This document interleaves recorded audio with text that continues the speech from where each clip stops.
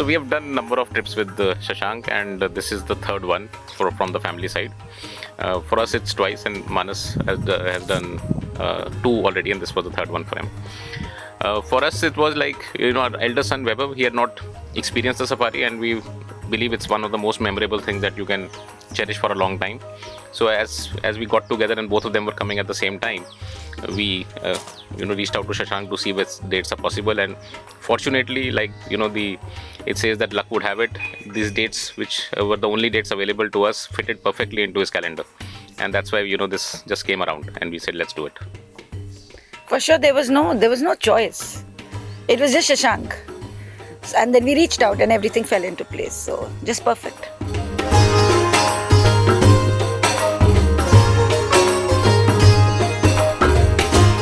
It was cool to see how well the forest department had everything organized, with the safaris having set times, even providing water in reusable bottles in a way. A lot of good facilities available, well organized. There's a guide, a car, everything built for purpose in a way. So it was good to see all that infrastructure in place. The jungle itself, I think we were discussing this earlier at breakfast as well, was very not intervened with. So you could actually see animals in their natural habitat. Sure, they're used to seeing jeeps at this point, but it's not that people are interfering with what they're up to. So it was really nice to see a very different landscape compared to a city like Mumbai, as an example. And yeah, as a first safari experience, it was very cool. For me, I think the landscape was very similar to Kanha, just a little less noisy, because I think when we went to Kanha, it was during the mating season of peacocks and deers. So it was definitely a lot less noisier, a lot easier to listen to alarm calls.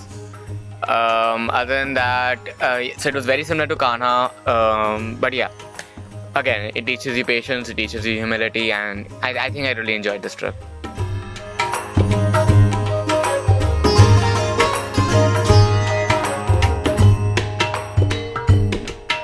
The river water crocodile that was just floating by.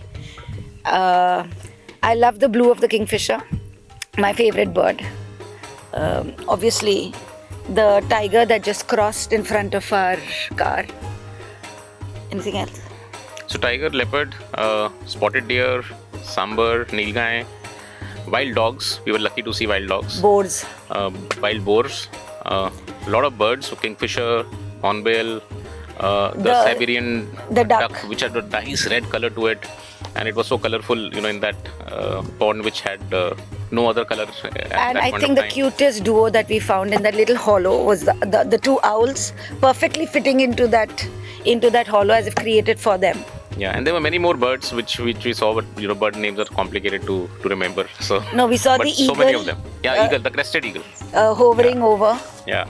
I mean, that's when I was taught that it is just floating, and feeling the current. And we also saw vultures, if I remember. We also saw one vulture standing on top of a tree.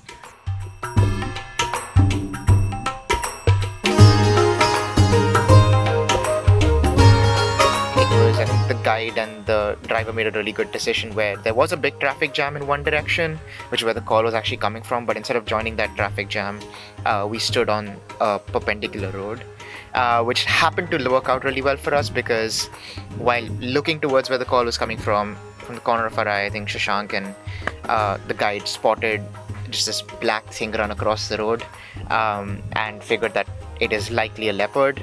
Got a fairly good spotting. I think we got to see it for about 20-25 odd seconds. They heard of another call coming from near the dam of Gabbar, and so the driver decided to go over there instead of going towards the bamboo forest, which was an instinctual decision. And when they went there, on the way we found this car who said that, we heard a call coming from a sambar deer from that side, so why don't you wait here and we're going to look behind if a tiger just jumps on from behind. So they sacrificed their spot to us, and unfortunately for them, but fortunately for us, the tiger jumped out right in front of us right after we heard the spotted deer call. So while we all were looking for the call, the tiger was just sitting there, and then it just jumped right across the road. Then the tigers knew that once they went up, the chances of us finding it again are unlikely, because this one was T18. So it was very unreliable, very unpredictable. So that was the only sighting of tiger we had, and I think that was a memorable one.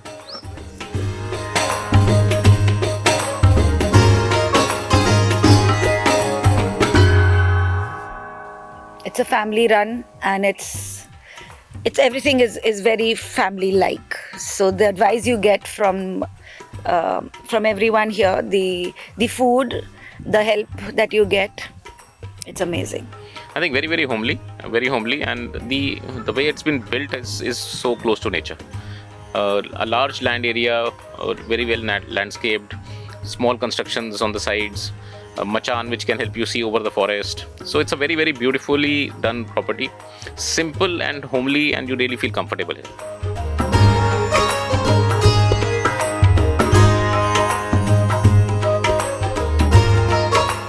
I think it was good to have experienced hands on deck.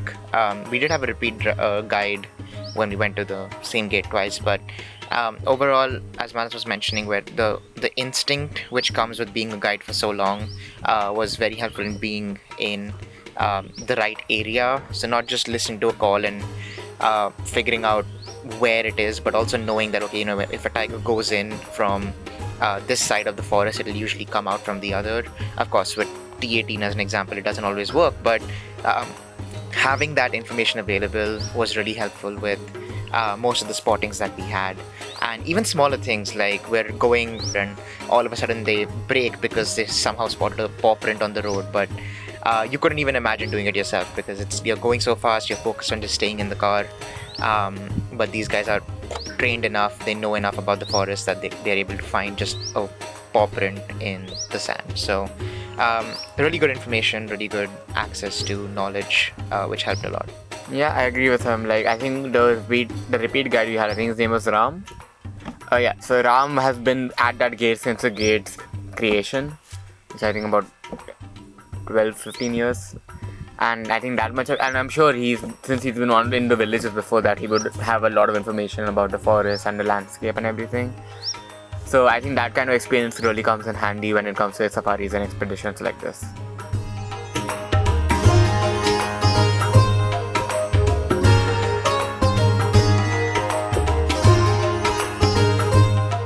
Very knowledgeable and makes the whole experience very very memorable.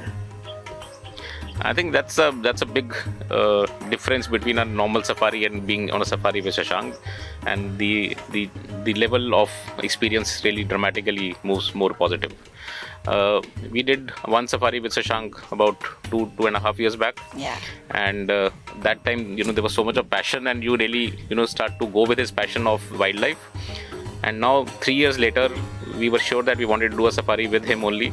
And as we did, I think the passion is still there. And you really feel the energy and the discussion about how things are happening, why this is happening, and the entire background of it, which is difficult to get otherwise. And when you get into a conversation on anything about happening in the jungle, whether it's flora, whether it's animals or fauna, everything is like, you can get to the depth of why this is like this, and how does it come here, and why did it come here, and everything. So the entire experience becomes so much more rich than what it would be if Shashank was not there. It's all on his fingertips, and that's why we've already planning the next one with him.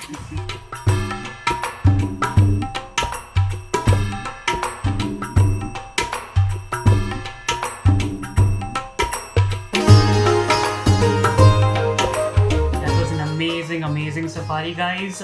If you would like to in fact join us on our safari tours and expeditions, please do connect with us on the platforms mentioned below. And if you'd like to know more on India's wildlife and our protected areas, please do subscribe to our channel. Thank you for joining us. See you next time.